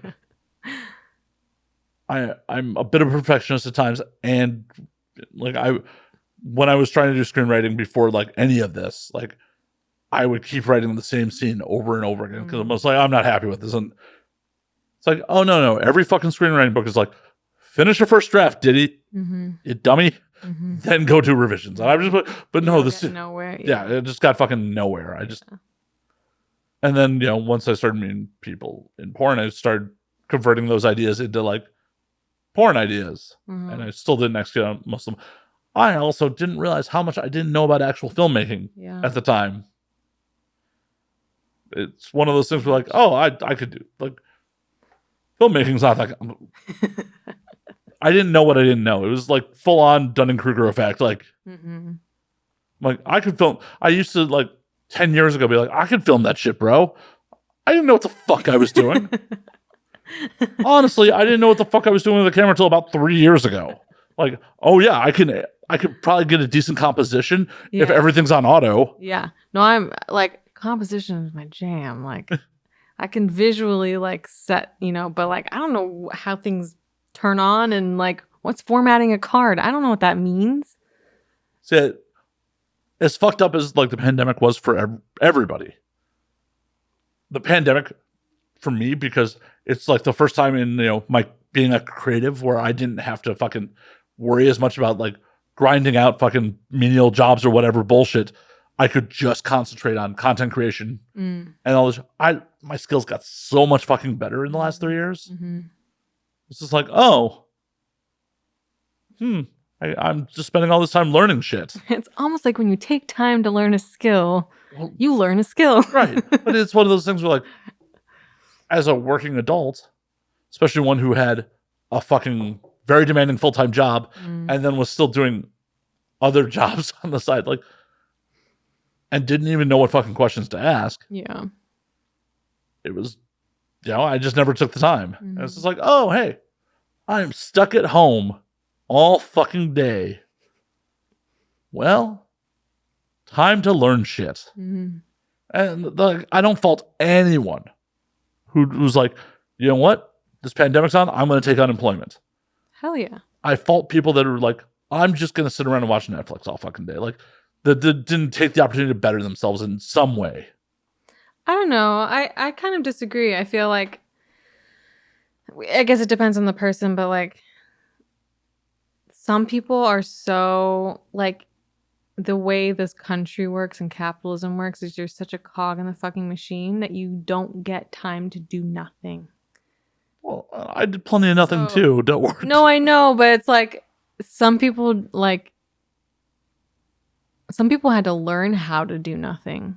They could not like allow themselves to do nothing. I hate to break. That was a valuable lesson. I hate to break to you. I still feel, even during all of that, would feel guilty when I was doing nothing. Yeah. Like I have weird workaholic bad tendencies, but it's also one of those things like, if you didn't do anything to try to improve yourself, you're just basically got to break from being a cog in the machine. At least, if you tried to improve your lot a little bit, you might be a cog in a machine you like a little better. That's true. I mean, unless you're independently wealthy, we're all going to be stuck being cogs to a degree. Yeah. And this, unfortunately, is the sad state of American life, because if I decide, fuck it, I don't want to be a cog today, I'm going to starve to death. Yeah. The government's going to be like, coolsies, your next of kin's going to be stuck with the bill to, do whatever with my body. Mm-hmm. Do you think that's why people are pushing anti-abortion stuff, because they're losing all their cogs? Because people are having less kids? That's what some people are saying. It's entirely possible. It's entirely possible. They're losing their workforce. But automation's going to take care of a lot of that shit in the future. It's very short-sighted if you're like, I'm going to push anti-abortion stuff because we're losing cogs. Because automation's going to take that cogs, and then you're going to have exactly what happened during the pandemic. Like, hey, guess what? Now that people have free time to actually pay attention to what the fuck's going on, they're going to go get motivated to do shit about it. Mm-hmm. So when automation takes all these people's jobs, they're going to have the free fucking time to go fucking do something about the other fucking injustices of the world. Mm-hmm. Hats off to the fucking French, because the French will just be like, something's wrong. We're throwing the fuck down. America's like, there's new shit on HBO. Like, it's true. There's good stuff. Yeah, there's great stuff on HBO. But it probably is what stops a lot of Americans from, like, how did our parents' generation in the 60s and 70s fucking protest so much shit versus we are so much more aware of injustices than they were. Yeah. But we are, at least anecdotally, so much less active about doing shit about it. Because we are fucking distracted. Yeah. That, and I think, like, the people that people are protesting to, like, care, like, they're like, no, we're done protesting. Why are you protesting? Like, there's nothing to protest about. Like, that's not what I think, but... Because there's a lot of shit wrong. Everyone has rights. Like, quit complaining. There's a lot of shit wrong. Yeah. The fact that, like, hey, if you are not a well-performing cog in the machine, you will just get ground into dust. Yes. There is no fucking safety net. No. It's terrifying. And I talk to people about this all the time. They're like, well, there should be, like, I don't want to pay for someone else's fucking insurance. Like, I do. Well, I try to pitch it to people in a selfish fashion. Like, with your healthcare being tied to your fucking employer, your employment's not guaranteed, man. Yeah. That shit could change on a dime. Someone could just be like, you know what? Hey, guess what? You're laid off. Your great health insurance, gone. Your kids may not get fucking great health insurance from an employer. Why would you not want to pay into a system that takes care of them? Yeah. If they don't happen to be as lucky as you with their employment situation. Like, if you're paying into healthcare for a for-profit company, you're already paying for other people's healthcare. Yeah. But it's just done shittily. Like, right? It's like, oh, hey, we're going to funnel some profits to the top and then maybe provide some healthcare. Yeah. Like, so, like, I'm from Canada and there's, like, free healthcare. It obviously doesn't cover everything, which is, I think it should cover everything. But, like what doesn't it cover? I think just recently it started covering, like, eye doctor stuff. So before that was, like, an additional thing. Like, you would pay extra for, like, if you needed eye doctor insurance. That is, like, also ridiculous. Like, this isn't part of my body. These aren't part of my body. I know. Like, and dental too is, like, a little bit different. But, like, it's so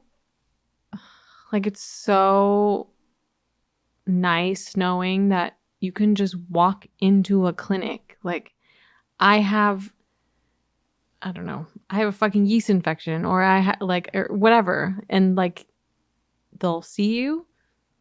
They'll write you the prescription. Like, you pay for your prescription, but, like, you're not paying $80, $100 to go see someone. Well, and one of my friend's dads who's up in Canada, like, the Canadian government helped him with end-of-life stuff. The U.S. government, like, even if you have health insurance, like, I don't think you're getting hospice care out of your fucking insurance. Or definitely not Medicaid in any great way. Like, yeah. Cool. Hey, I've been a cog for so long, and now I get to die a horrible, depressing death. It's so fucked. Yeah, it's so fucked. It absolutely is. Yeah. And it's all the fault of World War II.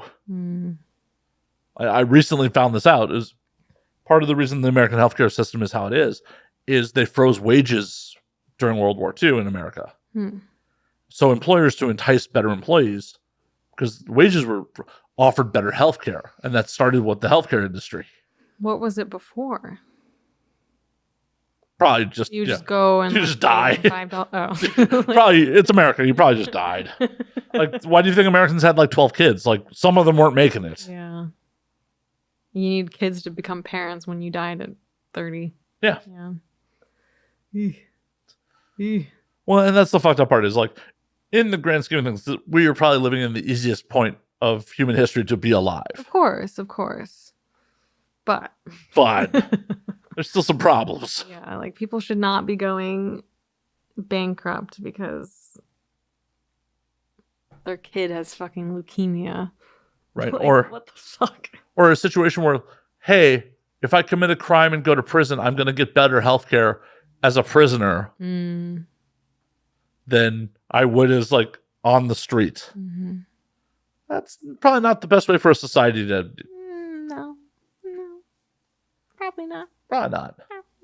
And then people just, like, don't go to the doctor. Because it's... Like, I'm even... Like, I think, like, if something really bad happens to me, I'd probably get an Uber. I'm not calling an ambulance. Right? I can't afford an ambulance. And that poor fucking Uber driver on top of it is like, if you're squirting blood... I mean, I'd rather tip the Uber driver really well. But the problem is, at that point, he might be out of working for the evening because your fluids are all over the inside of his car. Well... I mean, it's fucked for everybody involved. Put on some sort of, like, hazmat suit and keep it all contained. I don't want to be, you know... But it's fucked for everybody involved. Like, yeah. Oh, the Uber driver's like, oh, hey, if I cancel this ride, I make nothing. I'll drive myself. But that's not how it should be. No, it's fucked. It's so fucked. Yeah, where else do you fucking go? I know. It's like, oh, if you don't like America, leave. Leaving's fucking expensive, bro. So expensive. And if you're an uneducated American, most places do not want you. Yeah. I know, I've looked. You consider yourself uneducated? Oh, yeah. Oh, I'm not a day of university. Yeah. I had the mistake of being a working IT professional before the .com bubble burst. Like, I was working in IT departments in high school. So it's still educated. Not according to foreign governments. They want to see 4-year fucking degrees. And I do not have that. You know, I was like, oh, going to a university would be a drawback on my IT career. They're not up on current technology. Little did I only worked in IT till like 2002, and then started carrying a gun and delivering money for a living. No, it's 2003. Sorry, I was delivering pizzas shortly before that. For who? Fucking some mom and pop Italian place on the north side of Chicago. Literally, like, I was working for a high-speed internet installer. That company went out of business. Me and 2 friends decided that we were going to start our own consulting company. One of the friends brought in someone who's going to handle the money and business end of things. Those guys formed a company and just had us working it. We had no equity in the business, but I was fucking 20. I didn't know any fucking better. But after 6 months of not getting fucking paid and burning through my savings, I was like, fuck this, I'm out. Like, I can't continue to work this business and not make money. I was delivering pizzas at night on top of working for this company during the day because I thought I was a shareholder in this business. Yeah. I was not. Apparently not. No. Yeesh. And yeah, so I continued delivering pizzas more than that. And then my former boss at one of the installation companies I worked for was working for the armored car company, like, at night. And he's like, yo, you'll get health insurance. You'll pay better than delivering pizzas. And then I had to negotiate with the hiring manager to actually get hired. Because he saw my resume and it was like all IT experience. He's like, yo, man, if I hire you, are you just going to quit? He's like, you got to promise me you'll give me at least 6 months. And then I outlasted his ass by years. Well, and because that was a very interesting place to work because the inmates were kind of running the asylum at points. Okay. The upper management was pretty much like, we'll look the other way on a lot of procedural violations as long as you guys get the job done. Okay. So there was a lot of playing fast and loose with the rules to get the job done.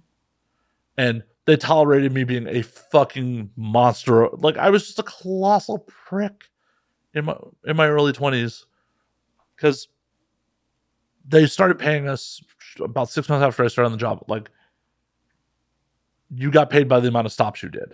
No hourly. Like, faster you got the job done, essentially more dollars per hour you made.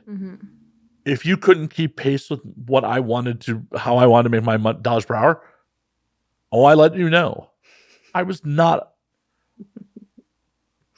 like 21, 22, full of testosterone and just pretty fucking toxic. Like, as an older, wiser man, it's like, ooh, yeah. Ooh. I may have been a bit of a prick there.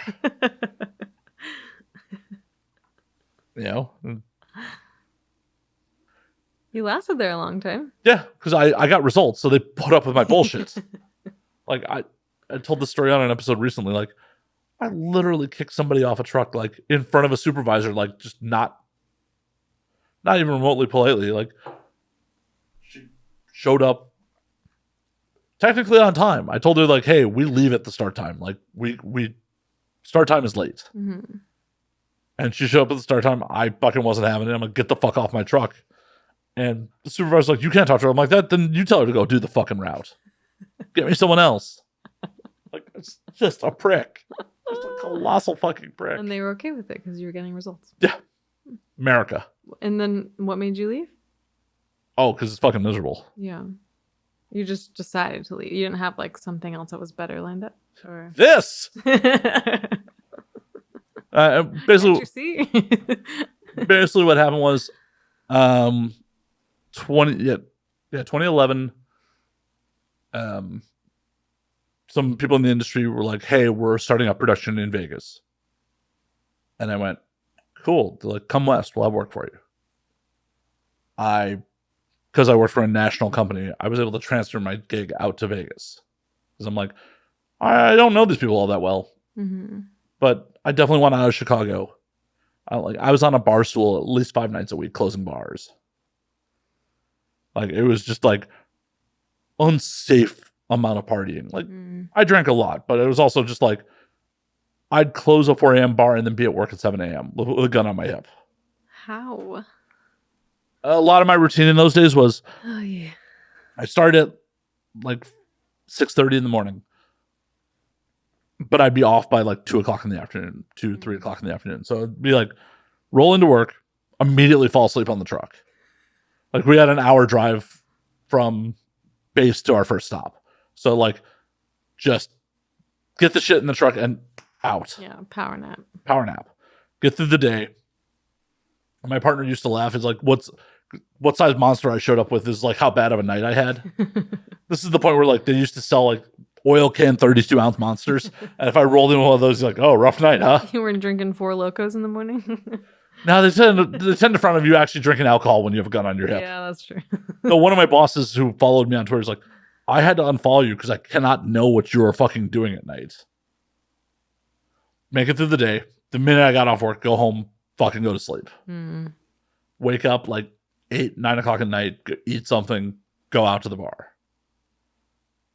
Stay at the bar till 4. What were you drinking? Whiskey. Just whiskey. Those days was a lot of Jack and Coke. I even had the GM of like the bar where I met all the Burning Angel folks asked me one point, like, Matt, what do you do for a living? And I told him, he's like, the fuck, you close this bar like 5 nights a week. The fuck? I do what I want. It's just, That sounds like burnout waiting to happen. Oh, I was burned out. Like, because it was just like, because I was such a colossal prick, they tolerated me. Like, I was never going to move up.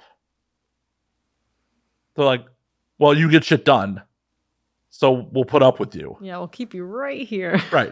But anytime I tried to like move up while I was still based in Chicago, just did not happen. Like, I got directly asked if I wanted to be a supervisor on a couple different occasions, and then when I went to interview for it, they're like, nah. And in retrospect, they were right. Yeah. I did not know I did not have the people skills to be managing people at that point.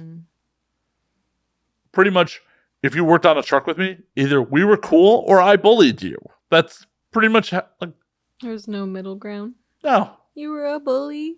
Well, it's like, no, you're negatively affecting my income, so fuck you. Yeah. It was just bad. It was, and then when I got out to Vegas, like the Vegas folks, like I was much cooler with, because I felt like I was 1 foot out the door, so I was a lot less like on edge about like wanting to, just how I acted. I acted like, I mean, I got the job done, but I also wasn't like a stress monster about getting the job done. Yeah. Like, because I was like, I'm as soon as this production starts, I'm out of here. And they promoted me to fucking management. Of course.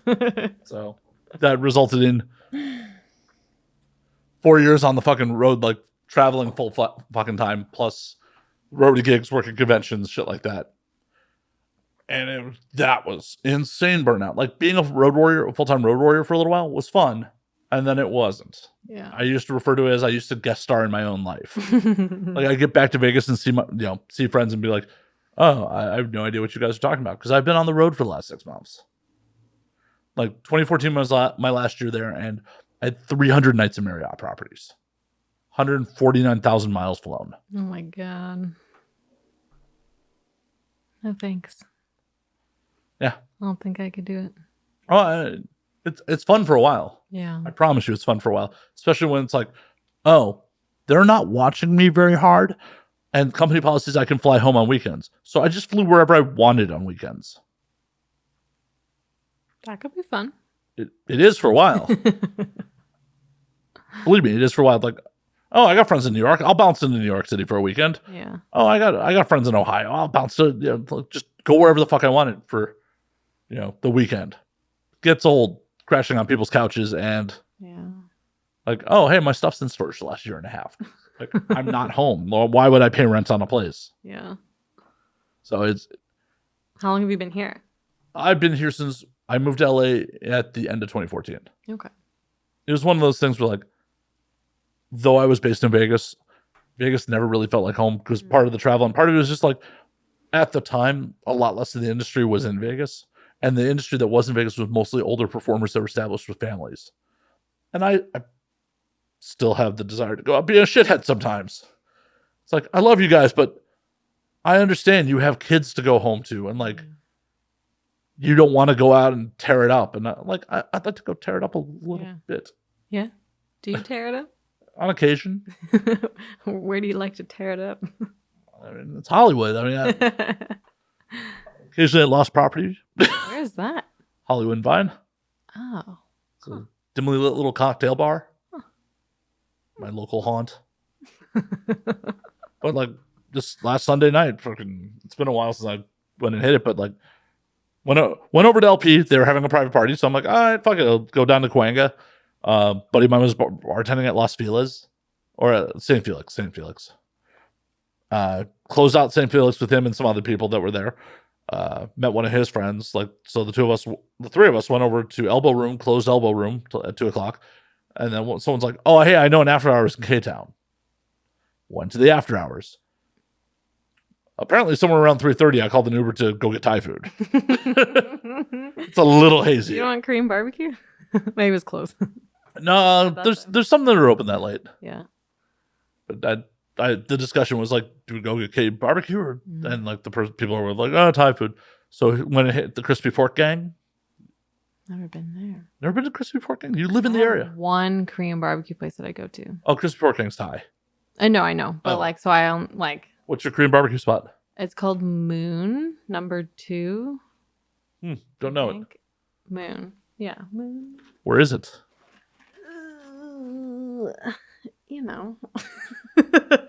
Google Maps tells me that. See, my go-to Korean barbecue is a place called Road to Seoul. Moon Barbecue No. 2. It's on Western and Maplewood. All right. So just south of Beverly? Yeah. I'm just very picky about my sides. And I like being able to serve my own sides. Because I've been to places where they just bring you like everything, and I don't want everything, and I feel bad like wasting it.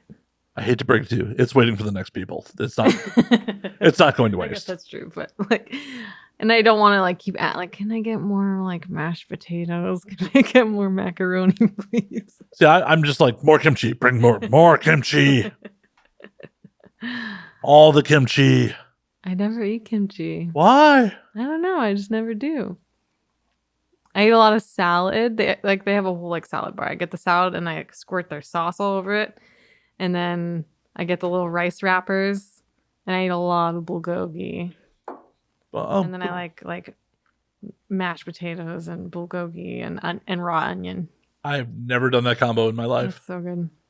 Now I'm hungry. And peach soju. And then I usually throw down with the fresh soju. okay. Now I want Korean barbecue. God damn it! I know I'm hungry now. Damn it! What sucks is there used to be a mediocre Korean barbecue place across the street. I'm kind of doxing myself at the moment, but it's gone. It's gone. Like they had a fire right before the pandemic. They had a fire. Oh. But if it was a fire, wouldn't they like be open and better? No, I think it was how they're getting out their lease. Yeah, it was like, no, I mean, meat-wise, it hit the spot. But it was just like, oh, there are not nearly as many options as an actual Korean place. It's like, this is kind of, white people's version of Korean barbecue. I do order not much variety. So maybe that would have been okay for me. Yeah, but for being walking distance, it was great. Yeah, that's really nice. Yeah, it's like, oh, well, I could drive down to K-Town or I could... That's very convenient. Yeah. So I'm sad to see them go. I did frequent them on the regular. Sad. Me too. Because I don't want to have to drive down to K-Town all the time. Then again, one of my buddies talked me into going to a place in Northridge. So, oh, that's worse. He's like, oh, but the service is so good. I'm like, yeah, the service was good. But it's in Northridge. But it's in Northridge. I live in Hollywood. Yeah. What are some of your other go-to restaurant spots? I go to El Coyote a lot. Really? I've never been, but I hear the food's not great. I mostly drink their margaritas. Their nachos are really good. And I like their crispy tacos. I don't normally go for food. I eat their chips. But now I'm into the nachos. I mean, that's just the upgrade on the chips. Yeah. And El Compadre. I love El Compadre. The Hollywood one. Oh, yeah. Margaritas. Flaming margaritas. Can't go wrong. To go. To go? I get them to go. They do their margaritas they to know go. my order. Like, hey, bleep. Good to see you. 2 blended Cadillacs. Nice. Yes. See, El Compadre used to be like completely a date spot for me. Like, oh, hey, we're going to go, It's super cute. Yeah, it's like, especially if they don't live in Hollywood and don't know any better. Like, Don't know any better. Well, it's like, part of the first date thing is like, you want to take someone someplace novel and fun. Like, yeah. You want to like burn a good new experience in with them. It's like, oh, well, if we're just going to a place that you've already been to 100 times, it's not, then I have to stand out just on my charm. And that's hard. I'd rather just be like, oh, I have a really good memory of this restaurant. And Matt was there. So I'm sure that's not what they thought. Maybe. You're pretty charming. Aw. Margaritas help. They do help. Compadre is very cute. It's a cute place. Oh, yeah. Especially the booths are very cozy. You got the cozy booths and occasionally the live band. Yeah. So where else? I really like pho. I usually go to Saigon Pearl. Where's that at? It's on Fairfax. It's pretty close to the Grove. All right. It's just like south of the Grove on Fairfax. It's like it's like between the tar pits and the Grove. So it's by Sammy's Camera? Is that on Beverly? No, Sammy's on Fairfax. Oh, I don't know. I don't know. Sammy's is on the west side of Fairfax because, got to buy camera gear. I like that pho place. I like Toroni. It's Italian. It's across from Pan Pacific Park. Okay.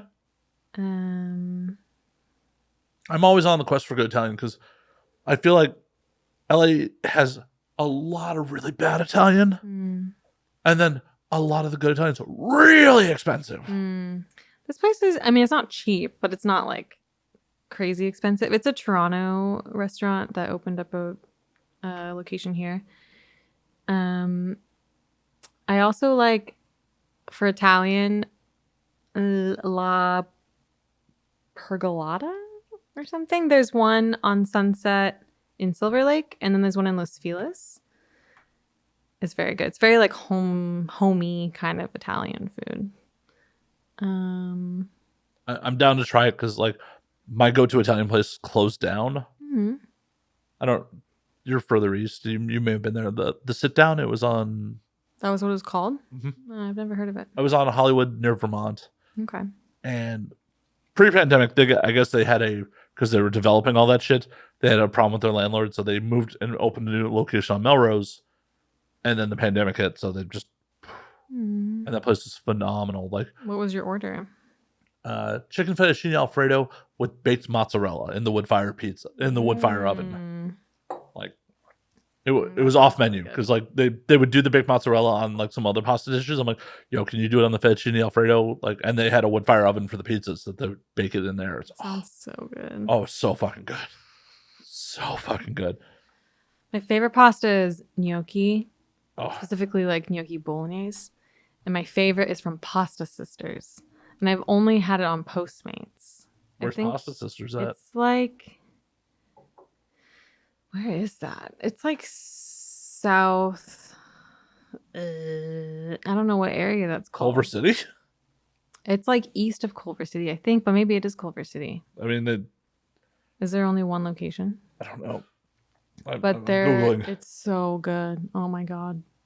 Maybe I'm gonna order that. And I'm getting hungry now. Like, fuck. Locations. I think I want to do a night on Twitch every week where I just eat food. Oh, they have a mid-city location on Pico as well. That must be the one that I order from. Oh my god, it's so good. My mouth's like watering. Yeah, they closed at 8:30, so. And then they have a location in the Culver City Helms Bakery complex. Okay. Yeah, that definitely wouldn't be where I would order from. But they have, I've had their lasagna too, which is really good. But their gnocchi bolognese is... Now I want Italian, goddammit. And they are quite closed. I need to put this away. How do you feel about Olive Garden? It's been a very long time since I've ate at Olive Garden. But I used to fuck that shit up. Yeah. You? I went... I basically go like once every like 6 months or like once a year. Like, it doesn't happen often. To the Valley? I've only been to the one like in... It must be Burbank. Yeah, because it's near the airport. I've been to that one like twice. I love their salad. Love their salad. Their breadsticks, I wipe on my pants because they're too salty. But then by the time like my food comes, I'm like too full, which is, I like leftovers. But I remember back in the day, like their potato soup was phenomenal. Well, they have like a gnocchi soup. It's probably different, but probably. Yeah.